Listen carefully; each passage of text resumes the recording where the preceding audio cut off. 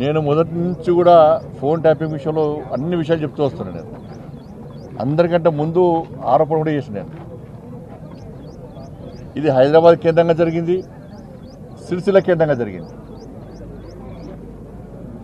ప్రణీత్ రావు అనే వ్యక్తి ద్వారా సిరిసిల్ల కేంద్రంగా ఈ ఫోన్ ట్యాపింగ్ జరిగింది.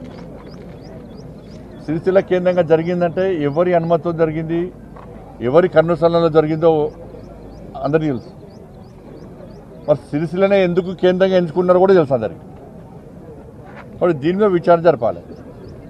ఇవాళ ప్రభాకర్ రావు అనే వ్యక్తి అనేక కుటుంబాలను నాశనం చేశాడు. అనేక మంది మాలాంటి కార్యకర్తలు ఉసురు పోసుకున్నటువంటి మూర్ఖుడు ప్రభాకర్ రావు అంటాడు. ఈ ప్రభుత్వం రాచమర్యాలతో చేస్తున్నది.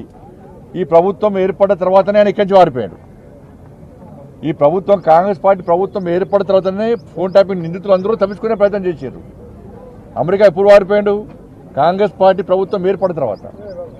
ఇలా కూడా కోర్టుకు పోయాడు. కోర్టు నుంచి ఉత్తర్వులు తీసుకొచ్చున్నాడు. రాచమర్యాలతో వేయాలని చెప్పి ఉత్తర్వులు తీసుకున్నాడు. కోర్టును గౌరవించాల్సిన బాధ్యత మనకు ఉంది కాబట్టి దానికి అనుగుణంగా తప్పించుకునే ప్రయత్నం చేస్తూ ఉన్నాడు. ప్రభాకర్ రావు కానీ రాధాకిషన్ రావు అనే వ్యక్తులు కానీ వీళ్ళిద్దరూ అనేక మంది ఇతర పార్టీలకు సంబంధించిన కార్యకర్తలు ఉసురు పోసుకున్న వ్యక్తులు వీళ్ళు. ఇవాళ ఇతర పార్టీ నాయకుల ఫోన్ ట్యాపింగ్ కాదు, బీఆర్ఎస్ పార్టీ నాయకుల ఫోన్ ట్యాపింగ్ కూడా చేశారు. భార్య భర్తలుంటే ఫోన్ వినడమే, కొడుకు తల్లింటే ఫోన్ వినడమే, జడ్జిల ఫోన్లు కూడా ఫోన్ ట్యాప్ చేశారు. జడ్జిలు కూడా కాబట్టి జడ్జిలు కూడా ఫోన్ ట్యాప్ చేశారు. కాబట్టి దీన్ని సిబిఐకి ఇవ్వాల్సిన బాధ్యత రాష్ట్ర ప్రభుత్వం మీద ఉంది. ఇదే ముఖ్యమంత్రి గారు ఎన్నికల సమయంలో అనేక సందర్భాల్లో సిబిఐ విచారణ జరపాలని ముఖ్యమంత్రి గారు కోరారు, రేవంత్ రెడ్డి గారు కోరారు. మరి వాళ్ళు ముఖ్యమంత్రి అయ్యారు. ఫోన్ ట్యాపింగ్ విషయంలో విచారణ తూతుమంతంగా సాగుతున్నది. వాళ్ళకి కేవలం అధికారులకే పరిమితం చేయకండి. ఇవాళ వాళ్ళ వాంగ్మూలంలో ఏం చెప్పారు? పెద్ద ఆయన చెప్తే మేము ఫోన్ ట్యాపింగ్ చేస్తామన్నారు. పెద్ద ఆయన ఎవరు? పెద్ద ఆయనే కల్వకుంట్ల చంద్రశేఖర్ రావు అని చెప్పి క్లియర్గా దానిలో వాంగ్మూలంలో ఆ స్టేట్మెంట్లో రికార్డ్ అయి ఉన్నది వాళ్ళని.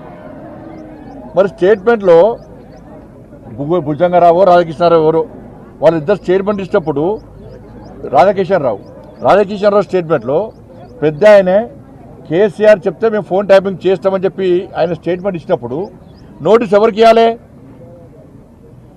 కేసీఆర్కు నోటీస్ ఇవ్వాలి. సిరిసిల్ల ఎవరి కేంద్రంగా జరిగింది?